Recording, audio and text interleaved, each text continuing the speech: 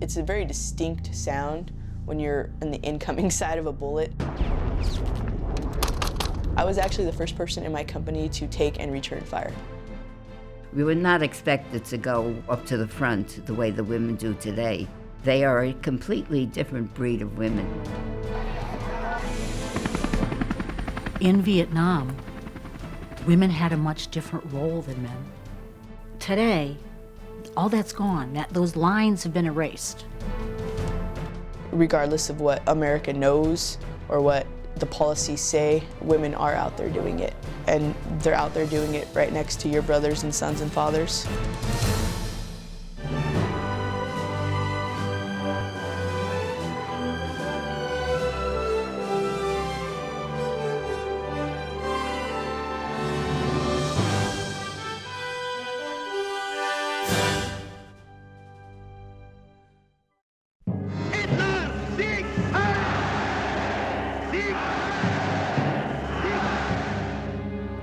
This was 1942, and of course the war was in full swing.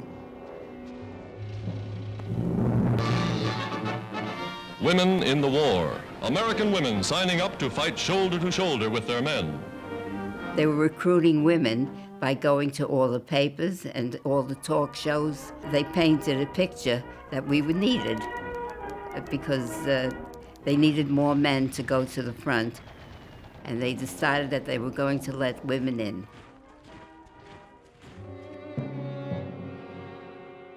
What was happening in Germany was something that we lived with day and night, and we were very perturbed about it. I don't think we have ever been so united at a war as we were with World War II. This war was something that we just had to win, and that's probably one of the reasons I wanted to join up. It was a very easy decision for me to make. I felt that I wanted to do something to help. I didn't join because I was a patriot. There may be some who did, and I don't question that at all. I did it because, quite frankly, it seemed like a wonderful opportunity to not be poor while I was in school, but also I didn't have to worry about getting a job when I got out of school.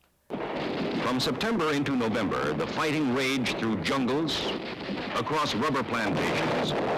While I was in nurses training, the war in Vietnam was a very faraway place. We weren't real connected to the news of the day, current events, world events. We were so consumed with what we were doing.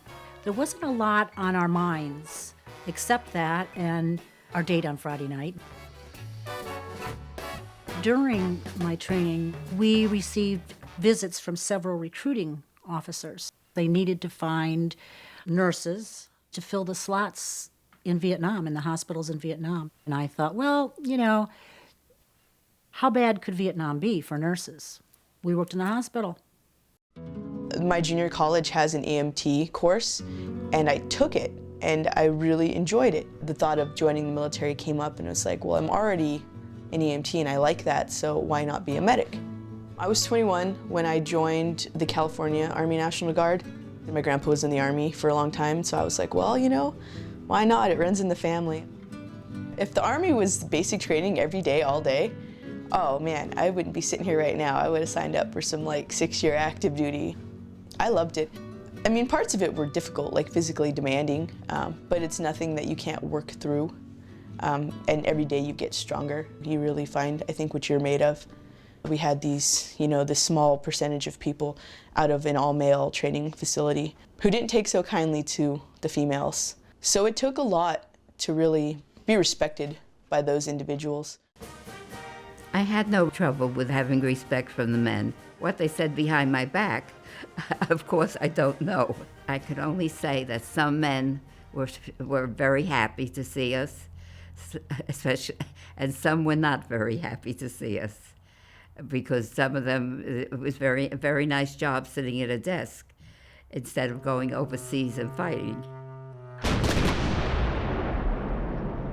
We did not get the same training as the men at all. Basic training was something that was really Well, it was different for us. Our uniforms were not very snappy. They were either too large or too small, and our overcoats were men's overcoats that went over to the floor with most of us. We were not the best-dressed women in the world at that time.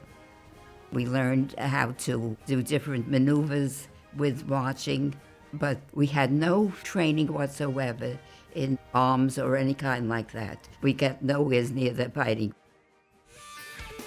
In 1969, I got a call and found that I had orders for Vietnam.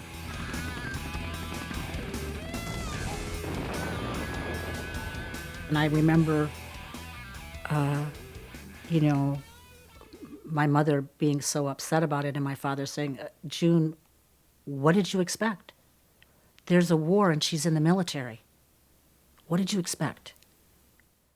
I saw my family for the last time. Everybody came over and we had like a big family dinner. They drove me to the airport. I pretty much left him at the security gate and I was on my own from there. My mom's like standing at the other side of the security gate like wondering, is that the last time I'm gonna hug my daughter? So that was trying. That was a difficult day.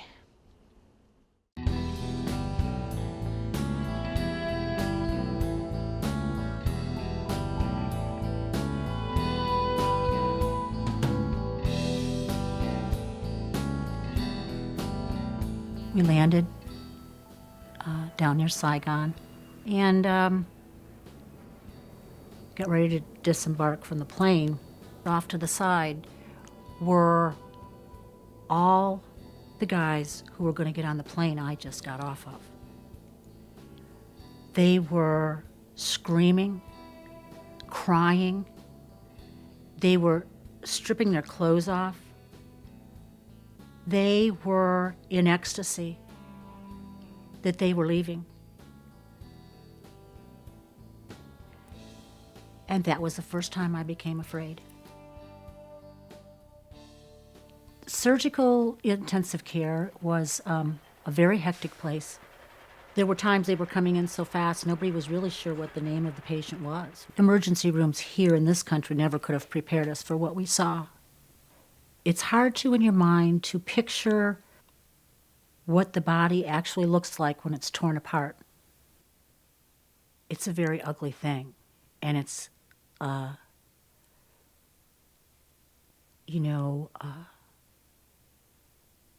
things that you don't forget are the things like the sound of wounds. Some wounds make sounds. Blood has a smell. That never leaves you.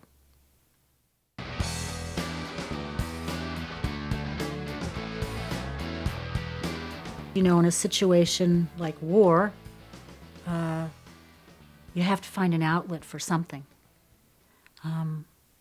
You can't live inside those emotions all the time without having some kind of an escape. So when people partied, they partied hard. It was a way of releasing, a lot of the tension and the stress that we experienced, and it was a way of protecting ourselves. Just being away from your family and friends for a year or however long, it's going to take its toll on you. We just made fun, of ourselves and, had fun amongst ourselves.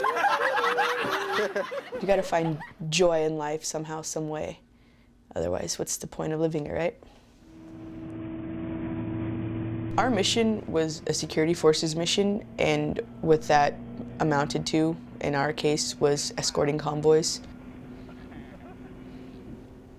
The first time I fired my weapon, I actually happened to be gunning that night. It's a very distinct sound when you're on the incoming side of a bullet, and so that's where I knew, like, holy crap, and there were other words in there too. That's the first time I fired back. I was actually the first person in my company to take and return fire on a mission. We, of course, got nowhere near the battlefront. I enlisted as a private. I was a 90-day wonder. I went through 30 days of basic training, 30 days of clerk school, and a big 30 days of officer training course. I was in the very first class, officers training course. I had a company, it was a black company, and they were absolutely wonderful women. It was a very interesting experience. The fact that I was Jewish and they were black, I think made no difference. We didn't even discuss what we were.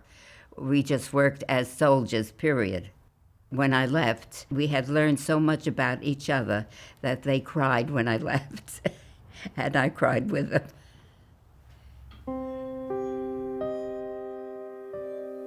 I made a lot of good friends there. We were sharing life and death together and crying together, trying to survive together.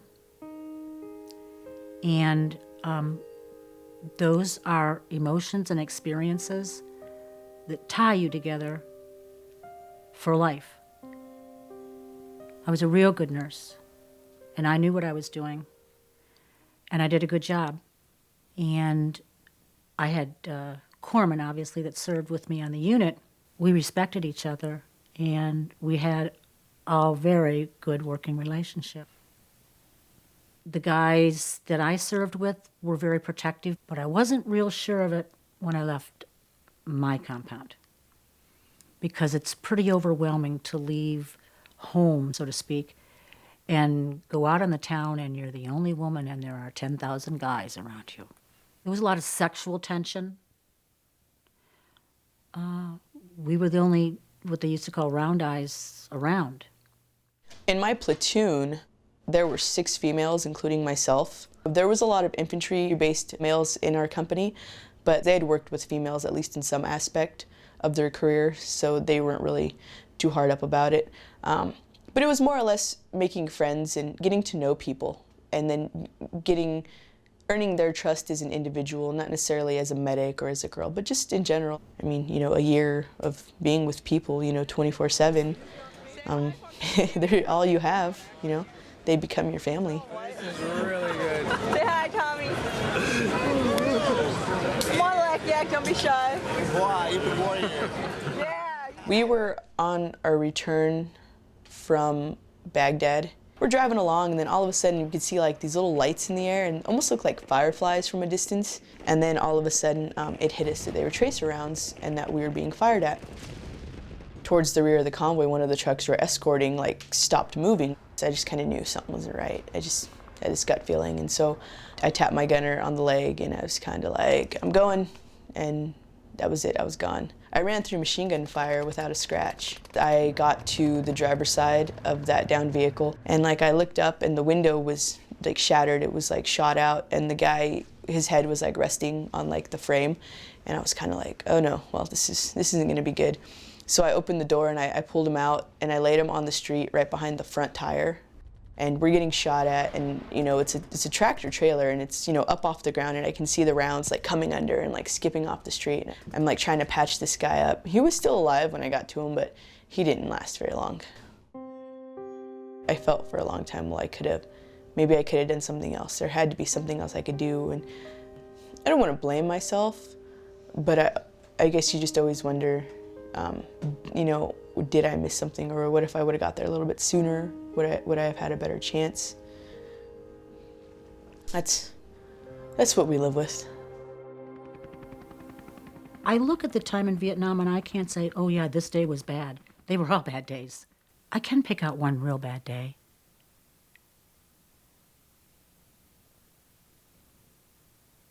And that was the day that one of our dust-off units, and we knew everybody, one of our dust-off units went out into the field when there was some action to pick up some wounded, and they never came back alive. And they were all brought into the emergency room and had some very traumatic injuries, to the point where they wouldn't even let us come in to see them. You can't shove down,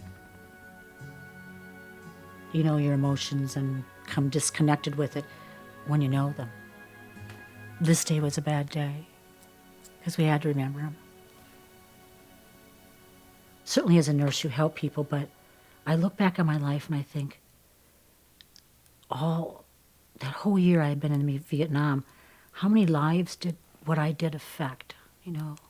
It's a very good feeling to know that in the end you feel like you've given something of your life. You know, I can be proud, I think. my children can be proud. They told me that you'll be awarded the Bronze Star, and they told me there was going to be a special guest coming to the FOB. Has awarded the Bronze Star Medal with the Valor Device to Specialist Veronica M. Alfaro. It's not every day the Vice President of the United States of America pins a medal on your chest. That's a once in a lifetime, you know. That's definitely something to be proud of. The fact that you've gone that far above and beyond to earn this, I mean, that's what they gave the people that jumped into Normandy. One of the proudest times of my Army career occurred in Colorado Springs. In 1943, there was a turnover, and we became legally part of the Army as the Women Army Corps. From that point on, we were no longer auxiliaries. We were regular Army women. There were great parades to go with that. We were very proud of the fact that they thought enough of us to make us part of the regular Army. At that time, I had 100 women, and there were only 2 that didn't re-enlist. And I had one of the highest enlistments in the Army. I left in 1944. At that time, if you became pregnant, you could not remain in the Army. And for that reason, they discharged me with an honorary discharge. Coming home was an adjustment. It meant getting used to civilian life. The Army was in a cell by itself. It was something I experienced, that I was very happy to experience, but I was glad to come home. Some of these are the slides from Vietnam that we took. I thought if you could help me, Sure, we'll like just look at through a couple of them. I actually met my husband in Vietnam. He worked in the pharmacy, and I met him one of the first couple days I was there. When I came home was in 1970, so I was 23 years old. You lived a life over there that was totally different from here. I hadn't driven in a year. I hadn't eaten off plates. It was just different, and I spent a lot of time in my room, actually, isolated from the rest of the family.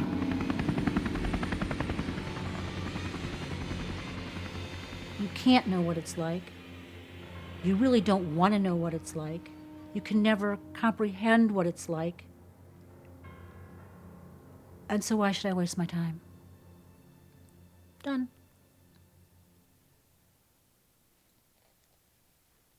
Didn't really talk about it anymore.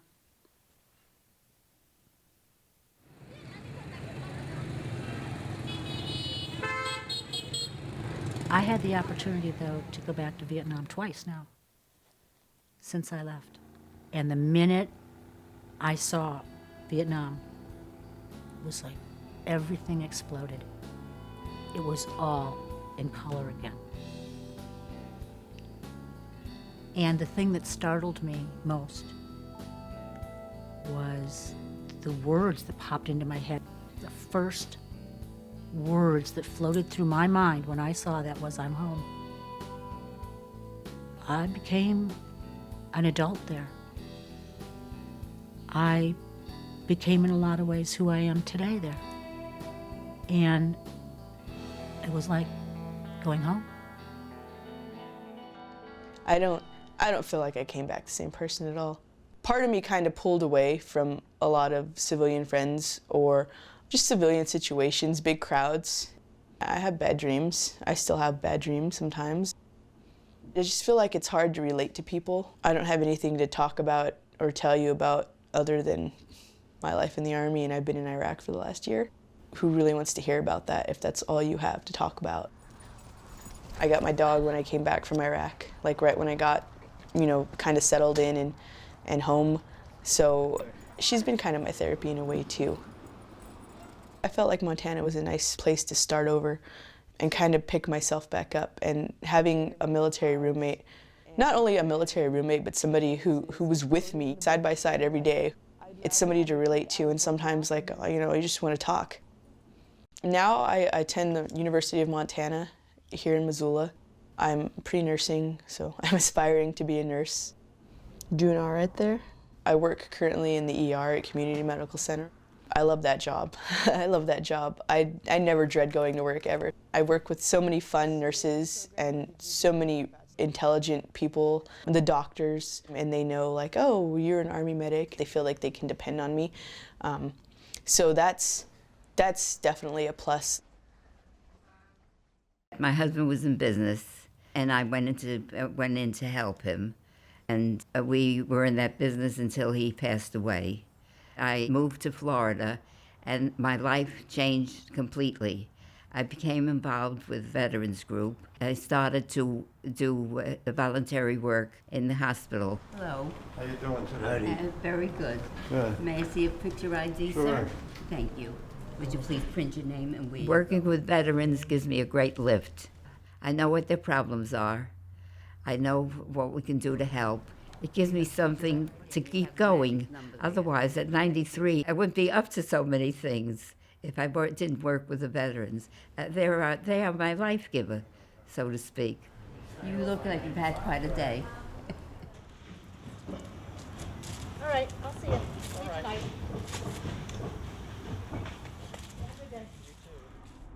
Sometimes the path we walk is preset in some respects based on the decisions we make of the past.